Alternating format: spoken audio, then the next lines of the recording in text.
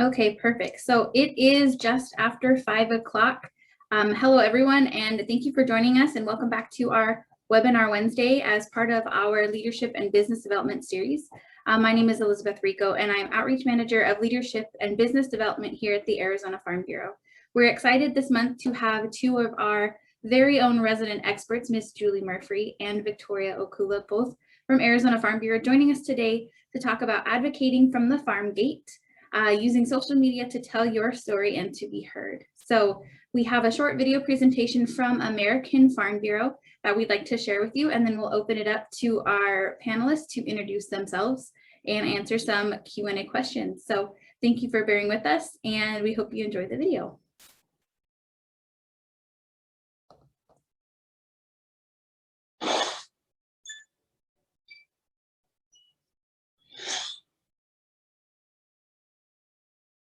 Hello, everyone, and welcome to our workshop on social media advocacy. Thank you for joining us today, and I'm hoping that I am going to encourage at least some of you all to become more active on social media to advocate for agriculture. That's what I'm here to talk about today. My name is Jonna Miller, and I am the Director of Media and Advocacy Training for the American Farm Bureau Federation.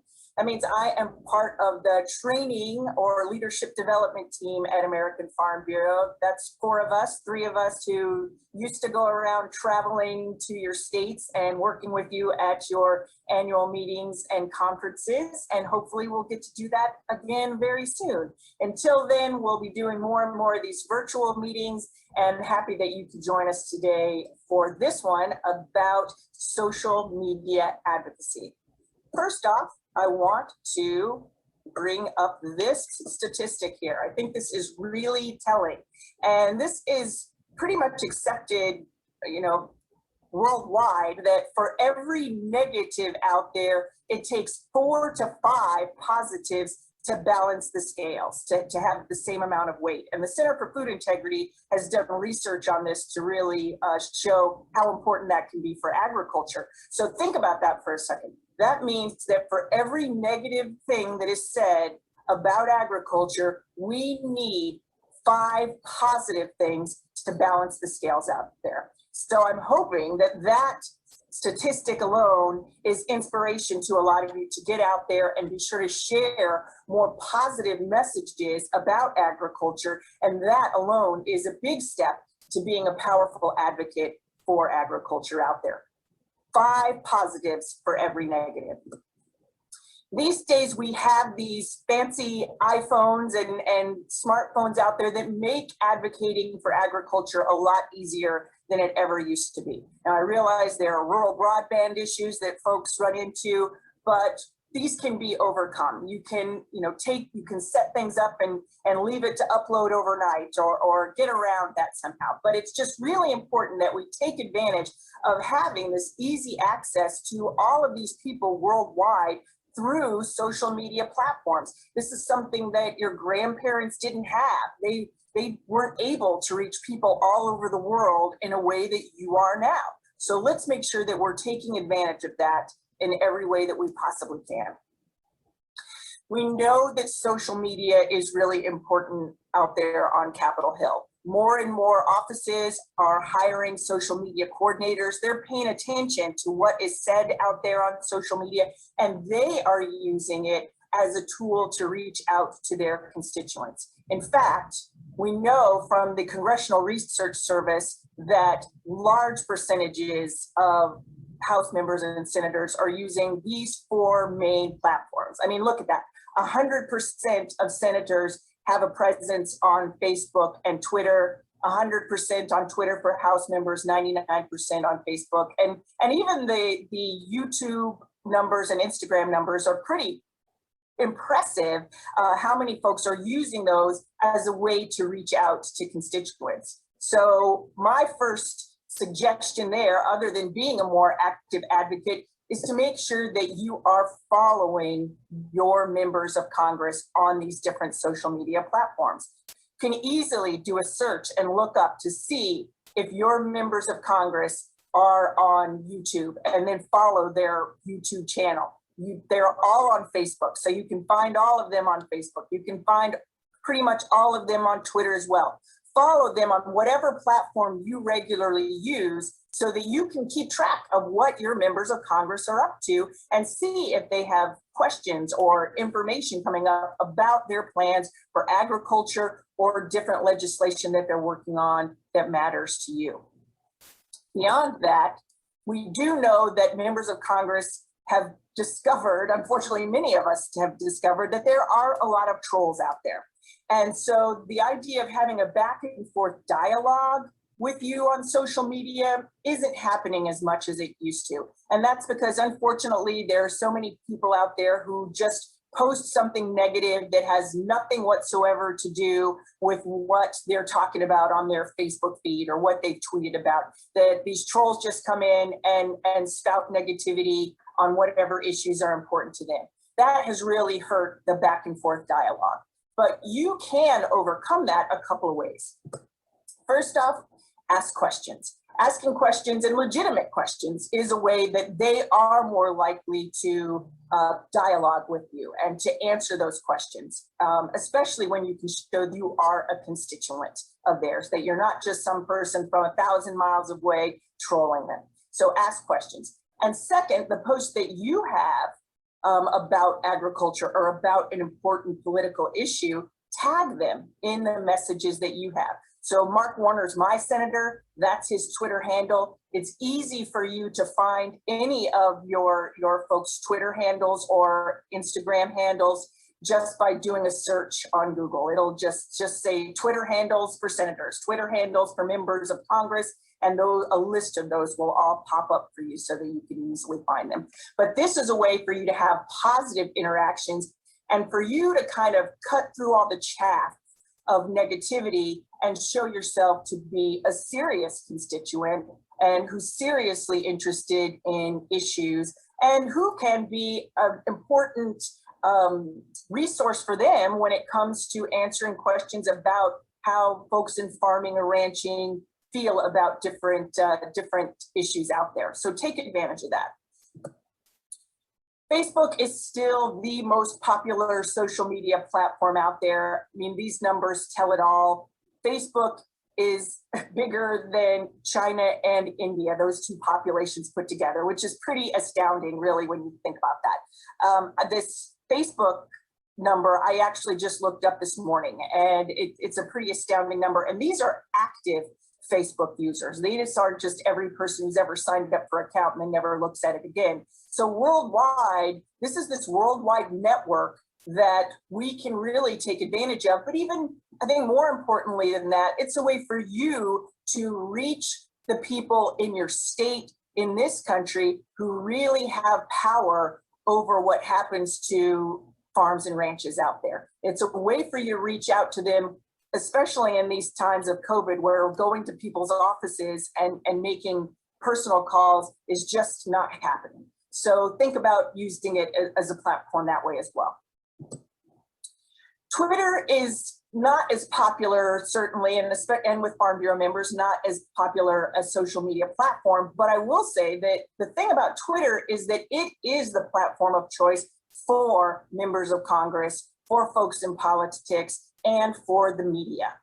This is where the influentials in social media really hang out, on Twitter. And this is where you can find out news fast. This is where you can see what positions are on things that are happening in the here and now. So I encourage you, if you like really being on top of what's happening now, that you sign up for Twitter. I personally use it as, it's basically a news feed for me, because when news hits, it hits first on Twitter. I suspect that this is how most people found out that the president and first lady had tested positive for COVID. This is the way news gets around. And we know that a lot of members of Congress, 2/3 of them, are the ones who are actually posting on Twitter. For other platforms, they often have their staff folks doing that. Their staff folks are putting up those Instagram photos or figuring out what they're going to say on Facebook and handling YouTube. But 2/3 of the members of Congress like to be the ones making the tweets themselves. And I can think of several senators who are very active. Senator Grassley is the one who comes to mind for me right now, who he is very active. And this is a way to really be able to reach out and catch the eye of these members of Congress. Now, this is my example of how Twitter really is that way of where the news starts. Some of you may remember a few years ago when a meteor hit Russia. Pretty big deal when a meteor hits the planet. But NASA found out that our planet was hit by a meteor from Twitter. That's how news travels using this platform. So that's my other example of how this can be a really important news feed and a way for you to be the first to know about things. YouTube is the second most popular website out there. Only Google rates higher than YouTube. But for you to be able to take advantage of that as a social media advocacy tool does take a little bit more work, because that means you have to create some videos and put those videos out there for people to see. But it is such a wonderful way to really show and tell and really give you several minutes of people's time to help explain something that's important to you. And it can be so much more convincing than just sharing a news article or sharing some meme out there. This is a chance for you to really affect how people are thinking about different agriculture issues and helping them understand why you are doing things on your farm or ranch. So this could also be a way that you reach out to your kids or to other folks in your family, or maybe students that you work with. You know, work with them to create videos. They're doing these things all the time, and this is much more natural to them because creating videos is just part of their day-to-day. So if this is something that you're interested in trying, but you struggle with the how-tos, reach out to somebody younger than you are. I'm going to share an example of a video from Kyle Wilson. He's from Utah, and he's a member of our Class 10 of the Partners in Advocacy Leadership. And I just want to share this video because it shows how video can really give you a feeling, and a positive feeling, and just how impactful that can be.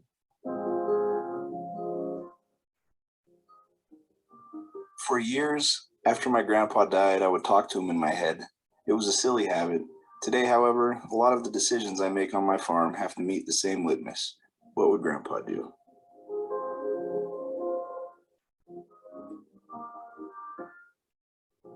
Sustainability means leaving the best for last. It means leaving something better for my kids and grandkids. It means planting trees I'll never see bear fruit. With an average rainfall of about 10 inches, and this year only having received about 1/4 of that, we use drip irrigation that measures the flow of water down to the 100th of a gallon per hour so that we can be sure we do not waste a drop. We grow some of the oldest crops in the country, but we use some of the newest technology to ensure that we're using natural resources as effectively and efficiently as possible.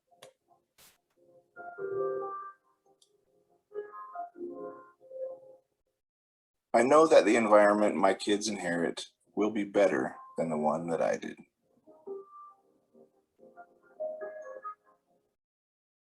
We use livestock to stimulate grass growth because growing grass takes carbon out of the atmosphere and helps fight climate change.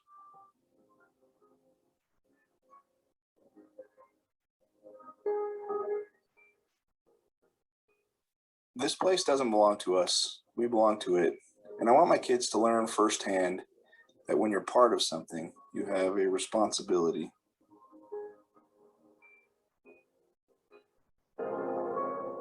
Every time we turn around, we see something that reminds us of the past, and it inspires us to think of the legacy we'll leave, our footprint, and the generation standing on our shoulders. To borrow a phrase, like the dust I rise, and we'll still be here farming for a long time to come. So I think that does show how it can make you feel about farming. And the hope there would be that people who watch this video would relate to Kyle more and maybe even reach out to him to ask questions. You know, how exactly does grazing cattle help with climate change? How does that drip irrigation work? You know, a way to really start a dialogue with people who have, you know, can't relate at all to the lifestyle that he lives, or have never been to, you know, the open spaces of Utah. That is the beauty right there of videos and of YouTube. So if you are interested in doing videos, but you kind of want a little bit more help on what it could look like or what tack to take, American Farm Bureau does have its own YouTube channel. And if you go to American Farm Bureau, look that up, and you see where that orange arrow is pointing, it's our Meet Our Members channel. And this is a playlist of a whole bunch of videos about members of Farm Bureau, and to help people understand what we're about and to have that relationship and relatability of what farmers are doing and who farmers are in this country. So I encourage you to take a look at that playlist right there. Instagram, well, until TikTok came along, and TikTok became the fastest growing platform in the country or in the world, Instagram, it's still growing fast and still incredibly popular. And this is one of the easier platforms for you to be able to engage in. I bet that there are many of you who have hundreds of photos on your smartphone, and you're wondering, what am I going to do with all these photos? Why do I take all of these? Well, Instagram is the place for you to go when that's the case for you. And this is a way that you can share a beautiful image and then attach a story to that. Just a couple of lines of why is that significant? Why, what difference does that picture make? Or what is it showing and what is it explaining to people? Or what does it say about you and your love for what you do? I wanted to share a couple of my favorite Instagram accounts out there. So Sarah Ison of Ohio, she is in the current PAL 10 class, and they do direct marketing beef and pork and eggs and chickens. And she has a beautiful, beautiful Instagram feed and posts a lot. So Flourish and Roam, I encourage you to check her out. Jon Dinsmore of Arizona, he is a romaine lettuce farmer, as well as you can see, wheat and hay, and I think he does some dates as well. A beautiful, beautiful feed of gorgeous photos, and especially for those who love big equipment, this is a fun feed for those who like to see those big machines. And then Leslie Stachina from Wisconsin. She is a goat farmer, goats for meat, and she also has this great feed. I personally, I love goats, I love dogs, and this feed hits both of those. So I get my fill of seeing goats and dogs running around beautiful farm fields. So just a couple of ideas, and those give you ideas of what kind of posts to share and how you can make those positive advocacy about what's going on in American agriculture. So lastly, I want to give you some more ideas on content that you can use on your social media platforms of choice, because I know sometimes it can be difficult to think of what kind of good content would be good advocacy for agriculture out there. So here's a list. First off, agricultural stats with explanations. We just assume that people know what all of these things mean, and you know what? Folks outside of agriculture do not. You can find these on the USDA page. You can find them on American Farm Bureau's different social media platforms. Some kind of little statistic, especially if it has something to do with your farm or ranch, that you can share and help people understand and know more about what it is that you do. And then that also sets you up as a trusted expert in what you do as well, and can open up those paths of conversation to ask more questions about that. Second, here's an idea. You might take some quotes from thought leaders that inspire you and explain why they inspire you. This doesn't have to be new current people like Bill Gates or Mark Zuckerberg. You can think of folks from the past. What has Thomas Jefferson said that you find inspirational, or Lee Iacocca, or some of those folks who have been really important to the growth of America? What have they said that inspires you and makes a difference? That is a way to make you relatable and make agriculture more relatable to folks out there who are unfamiliar with it. Third, great photos that tell a story. You might not even think about the story it tells normally, but give that a little bit of thought. Look through your file of photos there, and what is that showing? What is that sharing? What is that saying about your life? What is that saying about working in agriculture? Tell that little bit of a story out there. On Instagram, you don't have that much space, but so 1 or 2 lines can really make a difference of how this was really a tough day, or how this beautiful landscape is what makes working in the cow pen all day worth it. Think about how you can tell a story that makes what you do more relatable.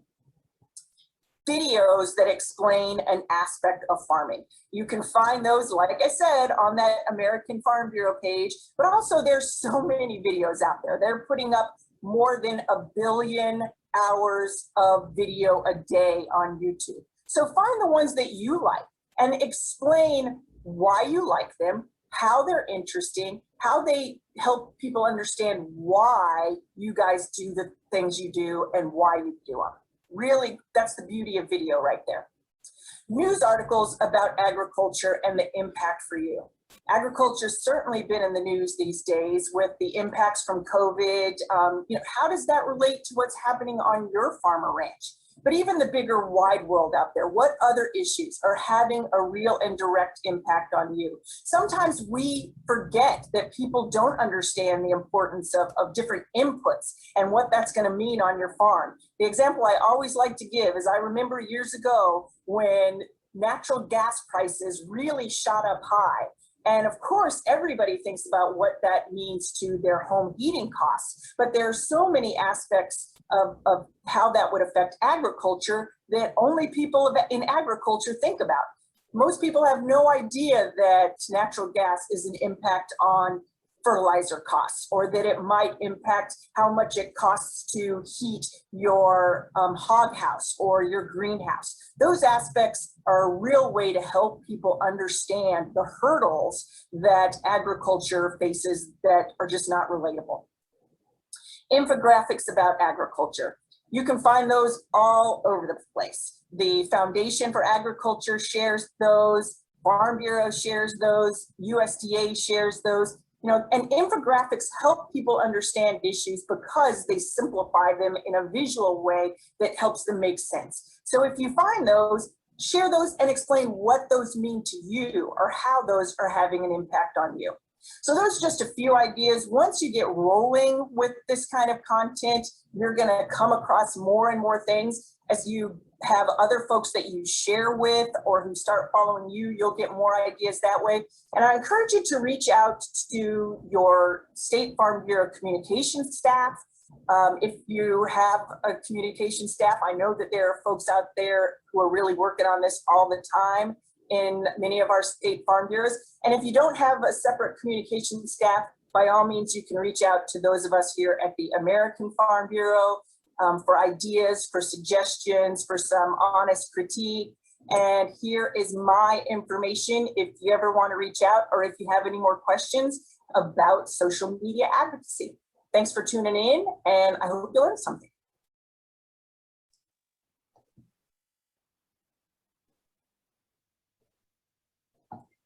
Perfect. So I know the first time I watched that video, I really found it impactful, and I learned quite a bit of things. And I really appreciate the little shout out to Jon down there in Yuma for representing Arizona for us. So I'm going to give the guest panelists a second to introduce themselves. Julie, let's start with you and what you do with Arizona Farm Bureau.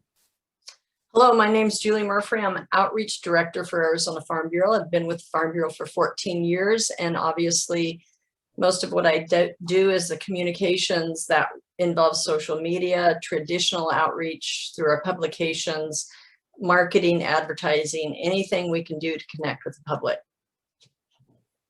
Perfect, well said. And then Victoria, who is relatively new to the Arizona Farm Bureau team, but has literally hit the ground running from day one. So Victoria, give us a little bit about yourself. Thanks, Elizabeth. Yes, I'm Victoria Okula, the Government Relations Manager at the Arizona Farm Bureau. I've been here for about 3 full months now. I oversee the national affairs side, so all of our folks at the Arizona Congressional Delegation and also grassroots advocacy work. So very excited to be a part of the team and to serve the members that do such great work to feed and clothe us. Perfect. We're definitely excited to have you on.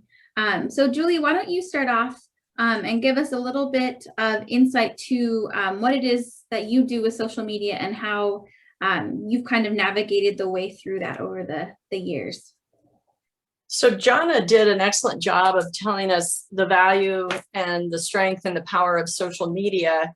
What I'm going to attempt to do in this quick presentation is kind of highlight how your own story is what will be compelling and cause people to pay attention to you on social media, regardless of the tool that you use.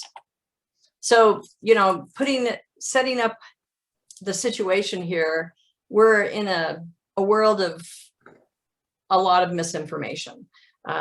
Because of agriculture's diversity, breadth and depth, organic, conventional, GMO, all of the things that are involved in agriculture, it means that we're dealing with a public that is 3 and 4 generations removed from the farm that maybe doesn't know a lot about agriculture. Well, who's best to tell that story? You, our farmers and our ranchers. So we're always dealing with and battling, and Jonna kind of hinted to this in her presentation, this non-agriculture perspective versus the agriculture perspective. And I always like to say your best friend might be the most important connection you need to make in order to convert, especially if they have some misinformation or some misconceptions about agriculture. So just to let you know, and I'm actually using some statistics from 2014, 2015 fiscal year.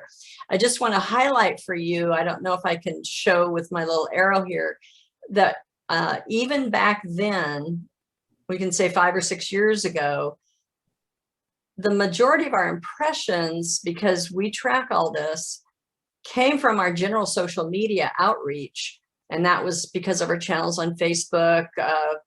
We have a YouTube channel, we have Instagram, we have Twitter. So even back then, 6 years ago, 5 to 6 years ago, it was leading our impressions and then continues to pretty much do so. We also show some of the traditional, KTR, Rosie on the House, we still do that. That's increased a little bit since this 2014, 2015 fiscal year. It's now at around 110,000. But again, if you look at our social media exposure, more than 9 million impressions during that fiscal year, it's really what drives a lot of our impressions, our engagement. And this has been over the course of a short period of time. I think when we launched our Twitter account for Arizona Farm Bureau, I think we did that in 2009. So really, it's fairly recent history. But again, the content is still king. It just happens to be, we're talking about it in the social media channels, but we have to be careful that we don't overwhelm them with research and data and charts and statistics. Sometimes we like to hide behind our statistics, but realize sometimes when you're connecting with the public, if you start with the statistics, you might cause them to tune out. So it's all about engagement. I feature 2 of my farmers here, the Johnston family. They've farmed for years here in Queen Creek. Some of you that are local might be familiar. They're the ones that have launched Agritopia, and it's kind of a mix. They've taken residential and married it with farming. They actually still have a little mini farm there. Their biggest priority is engagement, and you'll see Joe Johnston, the guy in the cap, on Instagram and Facebook, mostly Instagram, by the way. So he knows the importance of engagement and he's doing it. So some basic steps when it comes to the content and connecting and reaching out is first, show empathy.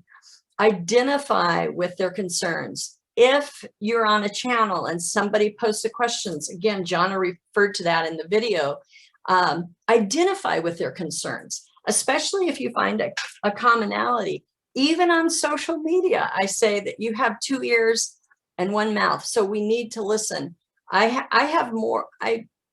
A better way to say it is I'm more entertained by some of the comments that come to us and taking those opportunities, because most of the time it's positive, taking an opportunity to kind of dialogue through our social media channels and to really listen. Sometimes I'll turn it back on them and ask another question so I can understand a little bit more clearly what they're trying to get at.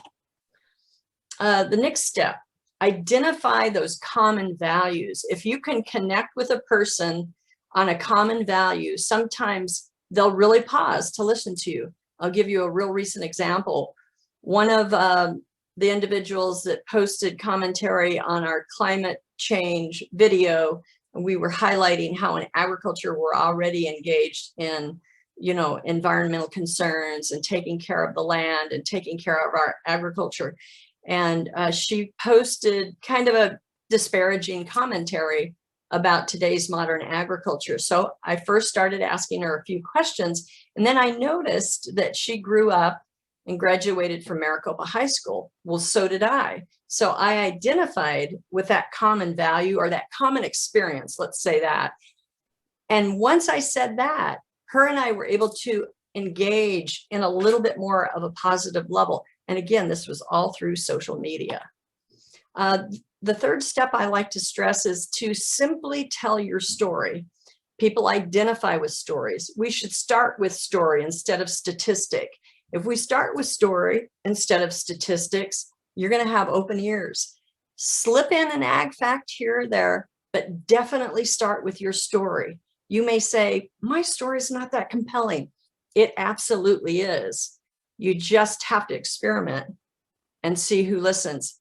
I invariably, when I start out telling my story and say that I grew up on an Arizona farm growing cotton, wheat, and alfalfa with my parents and my 3 brothers, everyone's ears perk up and I have the forum. I can tell my story, whether it's on social media or face-to-face. Be excited when you chat with them, not defensive. Empathize again, as I referenced in the earlier steps. Show your enthusiasm for what you do.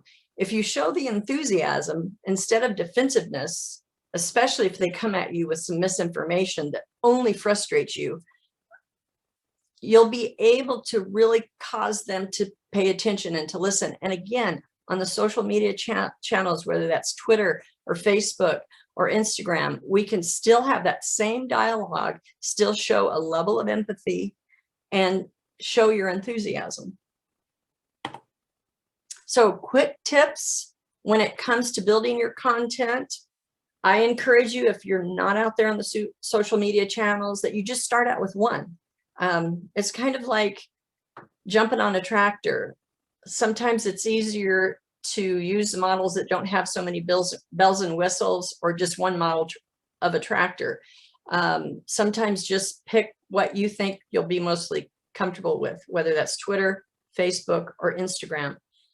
I always like to say, be original. We can get on the channel. Let's say I open up a Twitter account and all I do is share everybody else's work. Well, it's kind of cool for a while, especially if I have a following. But after a while, your following will get bored with you if that's all you do. So try to be original in your content. And in agriculture, that's easy to do. You have opportunities with the photos that you take showing what you do on your farm or your ranch. So it's not that hard to be original with your content. Again, as I mentioned earlier, always answer comments and questions, especially if you can tell that they're not a troll, as they were talking about earlier. And most people today, especially if you have a real solid following of people that are truly interested in your agriculture, as long as we've been on social media through the Arizona Farm Bureau and my own personal accounts, I really haven't had that many challenges, knock on wood. I really haven't had that many challenges with trolls. I legitimately have a lot of people that have a lot of fair questions to ask about agriculture. Again, because of all of its diversity, the breadth and depth of it, the complexity of agriculture. So we want them to be answering or asking questions. And then just as a tip, when it comes to content, especially with our animal agriculturalists, you've got a lock on popularity. People love animals and they love young people, especially children. So if you're willing to share your farm story, highlighting your family, I guarantee you'll get engagement, interest, and followers. And those are the big things as it relates to content and deciding what you want to do with social media. So go out there and change your world. And I will stop the share and hand it over to Victoria. Thank you, Julie. That was very inspirational and ties into a lot of what I'll be talking about.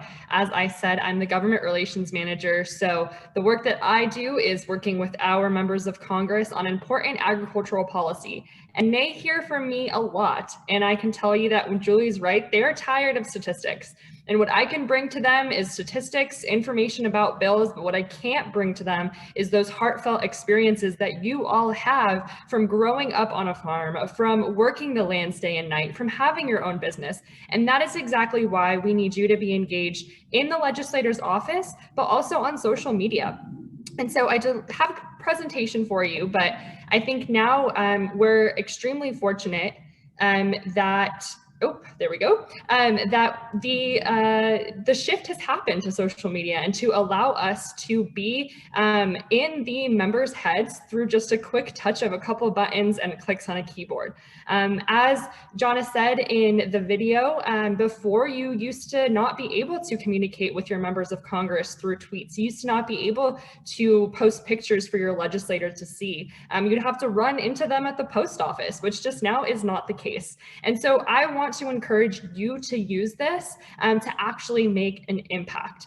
And the first thing I want to point out is how Arizona Farm Bureau uses social media to communicate with our legislators. So I encourage you to follow us on Twitter and Facebook and Instagram, and maybe use that as a guidance before you move on in your advocacy journey. So one example of what we've recently launched are 30-second video clips where we actually have a constituent film a video of them on their property, on their agricultural operations, and then we match that with their legislator and we tag the legislator in the Twitter post. And then we have a lot of great interaction. So as you can see, we have the legislators retweeting this on their channels. They'll respond with comments and questions, and they'll like the content as well to get us even more publicity and views, which is awesome. And as Julie said, you know, what we want is more information, and that right information in the hands of the general public, but specifically our legislators. So I encourage you to follow us and kind of get that best look to see how things are happening on our social media account before you start your advocacy journey. So the important thing to remember is the why. Why are you doing this, right? And when the pandemic happened, there was this really interesting shift where we were able to go virtual, such as this webinar. You know, before we used to have to do everything in person. We used to have to fly out to DC to schedule in-person meetings. We used to have the legislators come out to our farm, and this could take a lot of time. And there was maybe, you know, the planning and parts of that were difficult. And now we've been able to do it in a very quick and easy and efficient way that I think we need to continue to capitalize and take advantage of, because it allows us to actually be communicating with our legislators day in and day out. So one way to do it is just say thank you. And here you have an example of our Twitter account. We dropped off baskets for our virtual Ag Fest at the beginning of this year and met with our state legislators. And we thanked them on social media for their time and said that, you know, we hope that they enjoyed their agricultural products that we delivered. And that's a really great way, just saying thank you and balancing out that negative.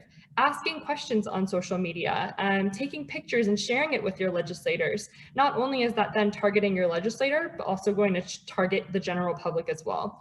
So the why is really because it allows you to get inside the office without having to make an appointment and without having to be physically in front of your legislator. You can share critical pieces of information. You can share your challenges, your successes in, as I said, a few clicks of a button. So another thing to remember is you don't have to use just one social media platform. I know a lot of people always say like, I don't have a Twitter, or, I can't get involved because I don't know how to use Instagram. And that's totally fine. As Julie said, just pick one thing that you feel comfortable with and use that to your advantage. So Twitter is a really great platform because, as Jon has said, it's just very quick and a lot of members have it, but use your different platforms the way that you want to use them. So for example, if you have an Instagram account that you use frequently, highlighting something that you've done with your family or friends and putting it on social media and tagging your members is still a really great way. Here, you can see that we met with the legislator, we did a webinar, we took a picture of it, really easy, a screenshot, and you just write a couple of sentences, and it's a good way to garner some visibility. Another thing that you can do is just share you out and about. Here we have Sherry Saylor standing in the fields, and we have a hashtag still farming, and it helps to unite our organization. So overall, don't feel like you have to use Twitter to be a good advocate and to interact with your members and with your legislators. You can use Instagram, you can use stories, you can use Facebook, even TikTok if that's what you want to use. It's all up to you. The most important part is just to be creative when it comes to interacting with your legislators and using social media for advocacy. So as you can imagine, they are probably pretty tired of the trolls, responding to their comments and saying hateful things and asking questions that are completely unrelated or getting super involved in the politics. But it's probably very refreshing for them to have some videos from their constituents, as we have Paul and we have Sonia here, with their family or out on their ranch, or talking about water efficiency. These are things that they're not constantly getting in their inbox on social media. So be creative with the kind of content that you're communicating on, and that'll help really support your message. So let's say there's a really critical water bill that will impact your county, and you think that this has a real opportunity to make meaningful change. Rather than waiting for the next town hall or sending them a letter in the mail, you can create a video of you in front of a body of water, something that maybe you manage, or a drip irrigation system, talking about why that's important. And it can be a really quick cell phone video. Post that on Twitter, share that with your representatives, and there you have it. That's one really great way to be an advocate for your community and to get involved with your legislators. So definitely be creative. There's no kind of one size fits all approach, and I encourage you to reach out to our office if you ever have any questions or there's an idea that you would like to do. So another awesome way is, if you're just starting out and you're a beginner, is to actually sign up to receive our call to action text alerts. So the Arizona Farm Bureau, being a grassroots advocacy organization, does a lot of this work for you. So, we're always up and knowing what kind of bills are coming down the pike, whether it's a tax bill or whether it's, a water bill, and we'll be able to send you alerts when we need you to act. And so basically that'll inform you through a text or through an email that there's a bill that's coming down, what that piece of legislation would do, and what we need you to do. And so it'll offer you an opportunity to even include personalized messages. You'll be able to send tweets or emails if you don't have social media, and interact with your legislators. So I encourage you, and I've been, probably saying this all too much, but if you just text AZFB to 50457, you'll be subscribed on our list and you'll be good to go.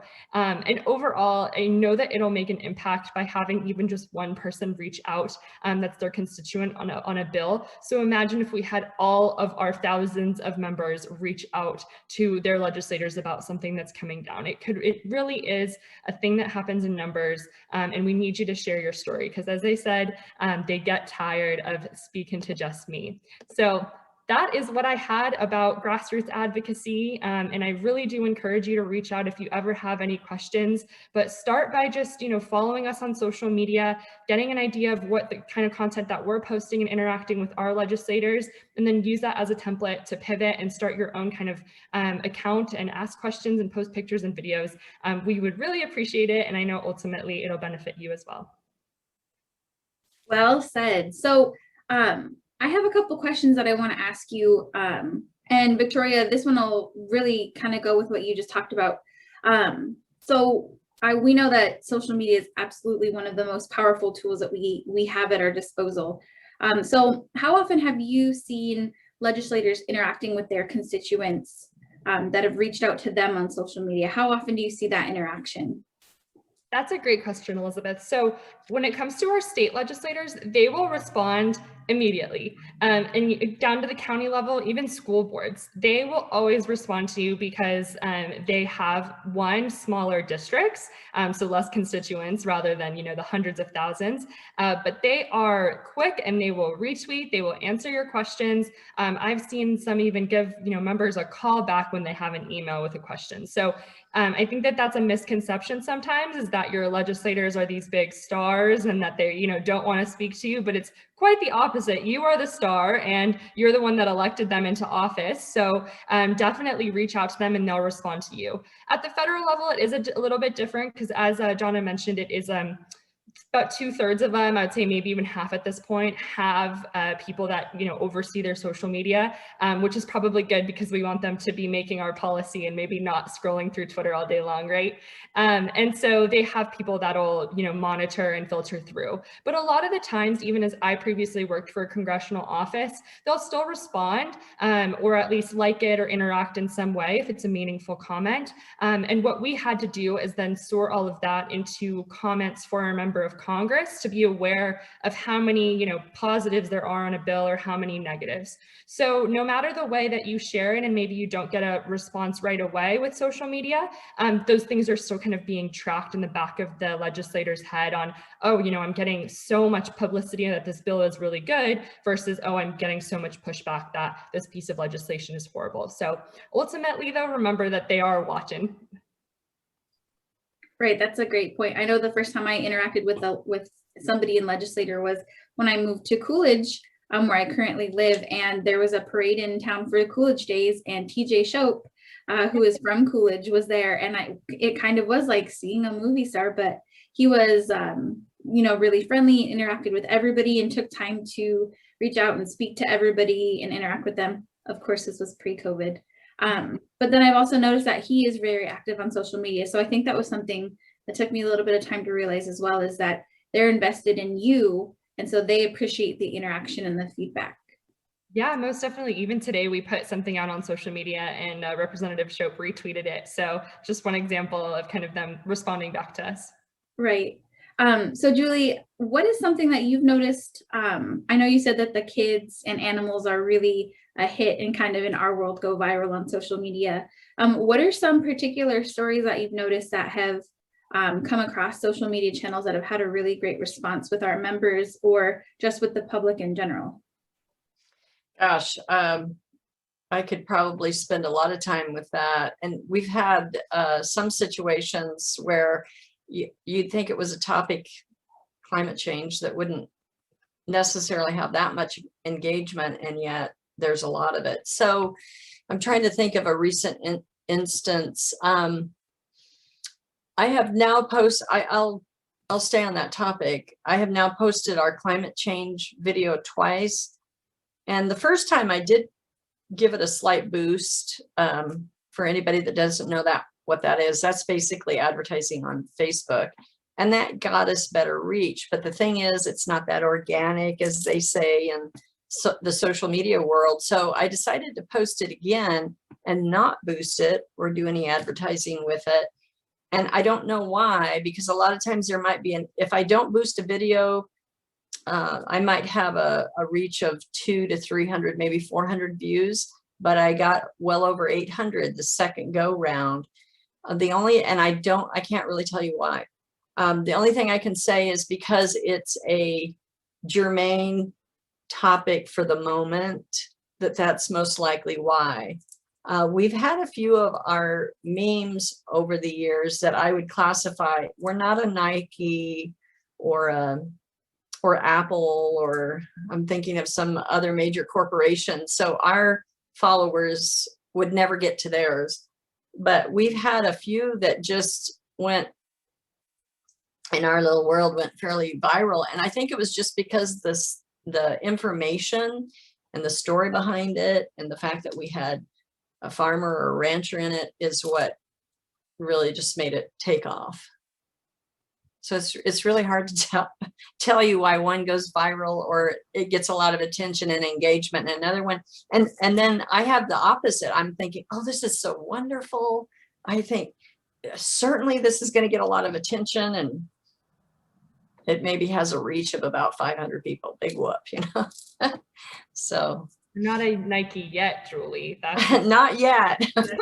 I feel like we had a little bit of a claim to fame with John down in Yuma. Seeing him on this video, I got a little bit, you know, oh my gosh, he's from Arizona. We're from Arizona. It was a little bit of the tailcoat fame. Well, so speaking of John, because he's very active on Twitter, John Bolt's farmer from Yuma, he posted, this was during the recall, the outbreak in the romaine lettuce a couple of years ago, and he showed, I think I have all the, and we could go back in history and probably find it.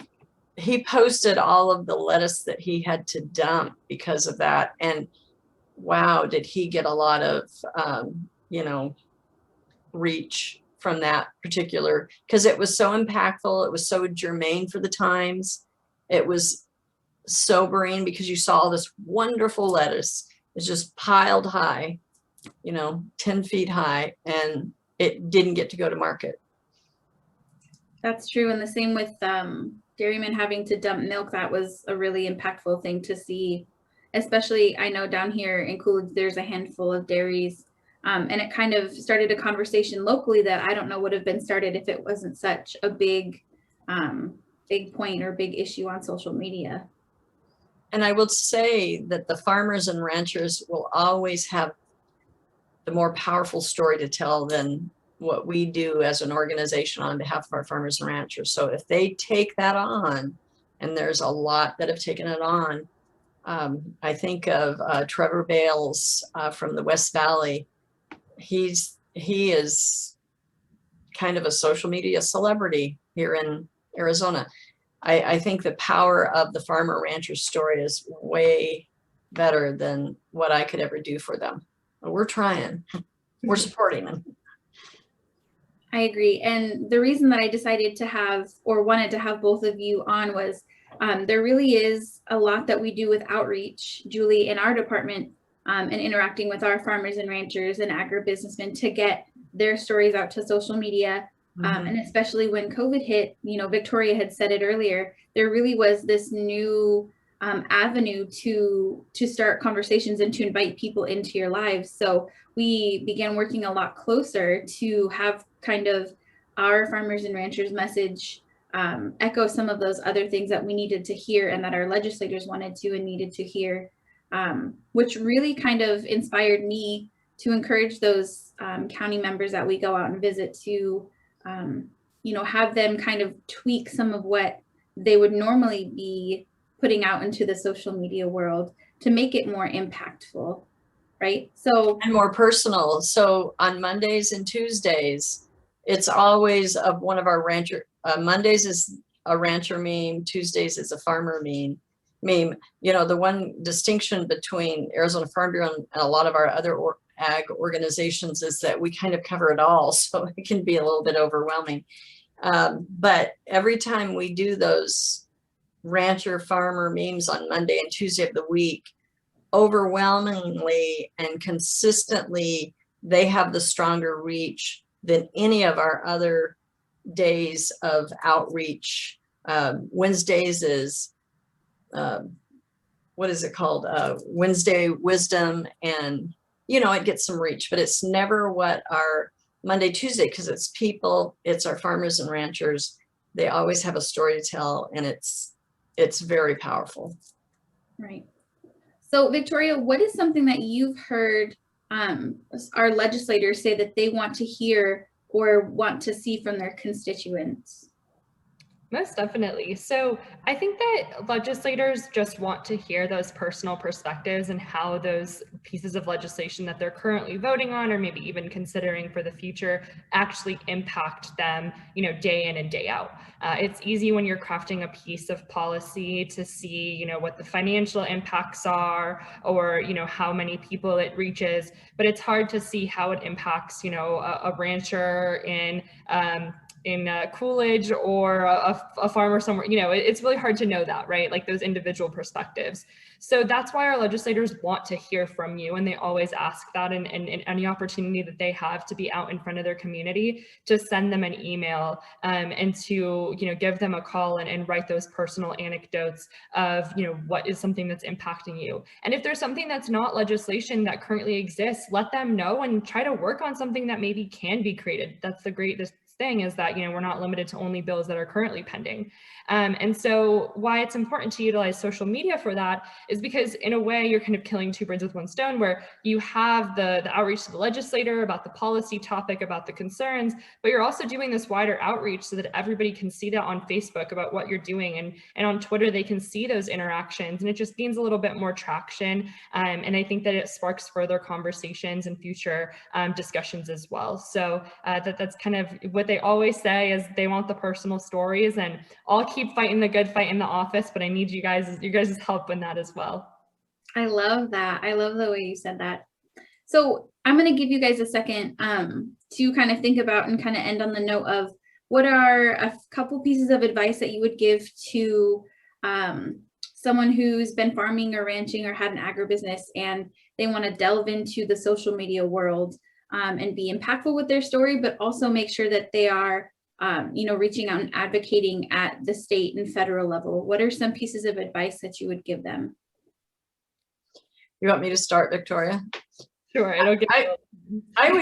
I would say, especially for our member leaders, if you finally say, okay, I'm going to do this, give either Victoria or I a call. Now, if you're going to lean more to the advocacy side of it, like reaching out to your legislators or your congressional delegation, then call Victoria.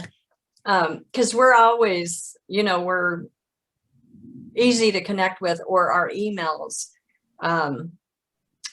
So that's the first thing I'd say, because if you wanted to chat with us on just getting comfortable with it and even setting you up, I've done that more times than I can count, helping a farmer maybe set up his Twitter account.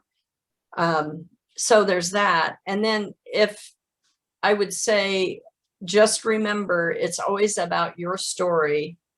And believe it or not, whether you think so or not, your story will have the most value to your viewer. Agriculture is so fascinating. It's so diverse. I know I've said that way more than I probably need to. So there's this breadth and depth of it. The complexity of agriculture means that we will never run out of stories.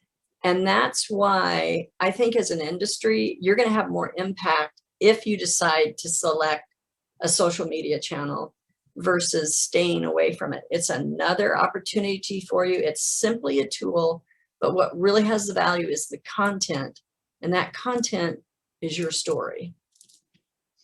Well said. Victoria, what do you think? Well, I would say that if you're ready to get more involved in the advocacy side and you want to start using your social media platforms to communicate with your legislators, the first thing to do would be to subscribe to our newsletter that goes out every Friday, and subscribe to those call to action text alerts. So that way you're apprised of what, you know, is going on and is actually timely and we need you to act on and be engaged in.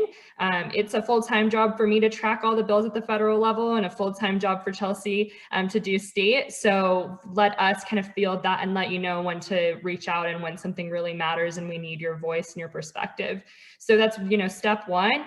And the next thing is just to, you know, be able to start thinking of ways that you can share your story. And I will say, with the caveat that being positive definitely does more benefit than, you know, calling out and using bad words and getting angry on social media. I know sometimes with politics, we all have that urge, don't worry.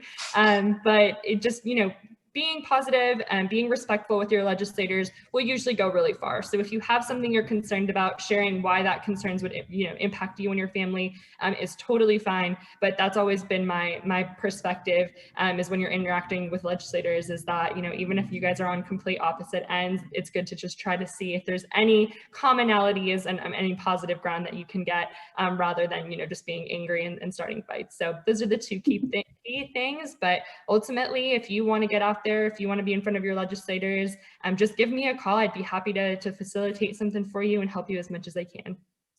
And I'll just add, in support of following our text alerts, I signed up for it as a staffer, but I'm also a constituent too. So for anybody out there wondering, well, I don't know if I want to get those texts, it's not overwhelming. You guys aren't inundating us to the point where, oh my gosh, I'm going to turn this off.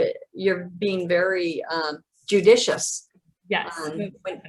when you send out those text alerts. We only send it when we need you to act. I would say we try to keep it to about once a month, and we're not trying to, get you on a spam list or anything. So trust us when we say, this is something that's meaningful rather than just another thing for you to throw and, deleted. Yeah. I agree. Well, perfect. I appreciate both of your expertise, and thank you for all of the help and putting together those items that you did. I really appreciate it. And we will have this posted on our website. And I'll go ahead and put the contact information to get a hold of both you guys in GR and then outreach as well, in case anybody has any questions with those. Thank you guys for tuning in, and we will see you next month for our Webinar Wednesday. Have a great night, everyone.